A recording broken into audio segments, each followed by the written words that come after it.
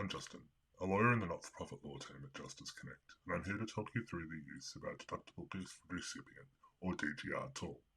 But first, let's have a chat about what DGR status is and why it might be important for your organisation. A deductible gift recipient is an organisation that's been endorsed or officially recognised by the Australian Taxation Office as having a special tax status. Once you have DGR status, people who make donations or gifts to your organisation can claim a tax deduction on those donations, so long as they meet the relevant conditions.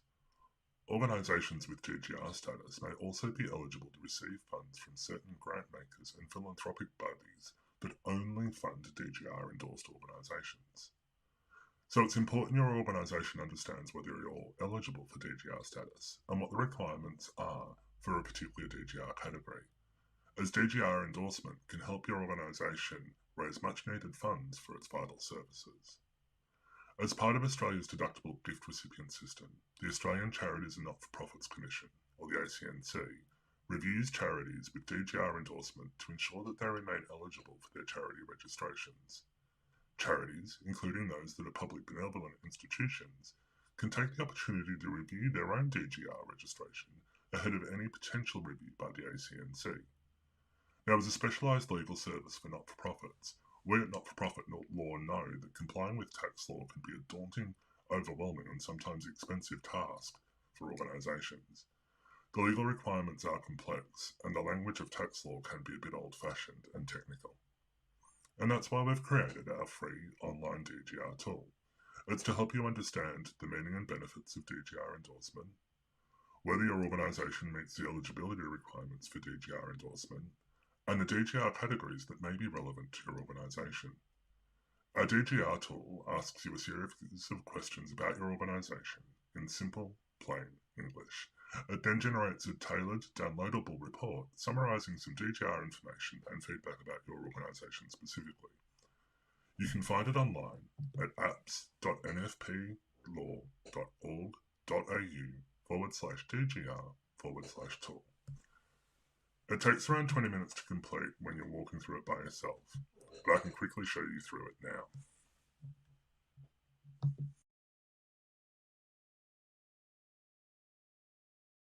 When you type in the web address, this is the landing page you arrive on. It's important to read the disclaimer and the privacy policy and check the box.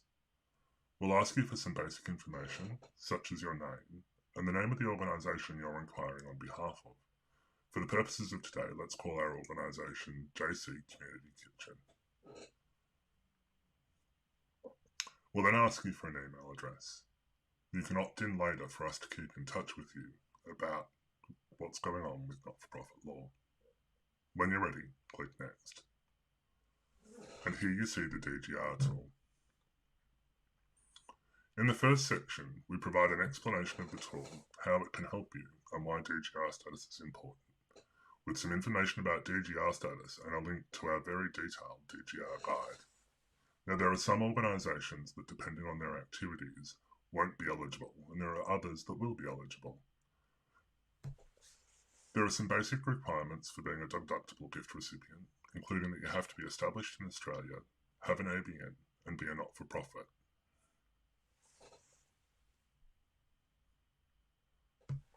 It's also a requirement that you are registered with the Australian Charities and Not-for-Profits Commission.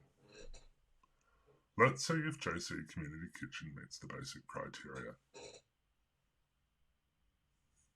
It's legally incorporated and makes its operational decisions in Australia.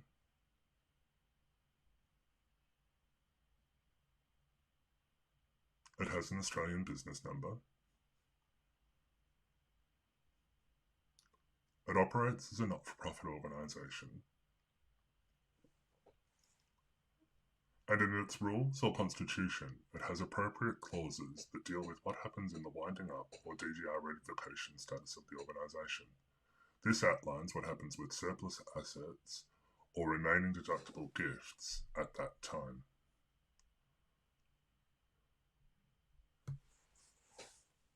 Now, if you are granted DGR status, it means that people who make donations over $2 to your organisation are able to deduct those gifts for their own income tax purposes.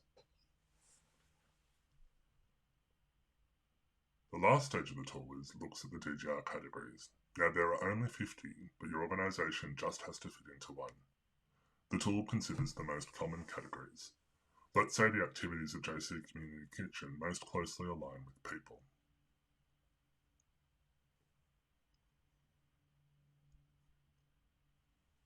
The work that JC Community Kitchen does is most closely aligned with the welfare of people.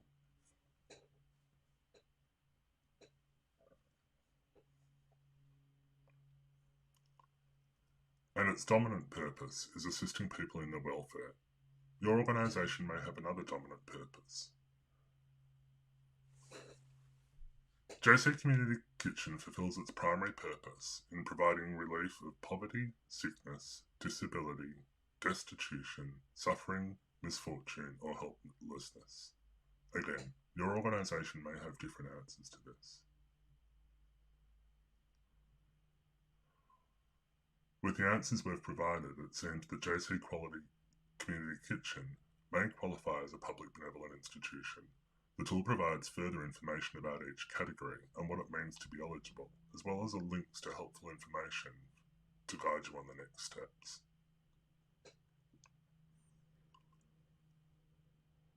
Once you've reached this point, you can go back and explore the other categories, and you can check the box here to give us some feedback on your experience of using the DGR tool. You can now download your report with the information from the tool and the answers you provided, or start another search and learn more about the other categories. Our tool is legal information only, and it's not legal advice. DGR status can be complex, and we recommend you seek legal advice before you apply. If after using the tool and reading its report you want to talk to one of our lawyers, you can apply to see if your organisation is eligible for free legal advice at nfplaw.org.au/help.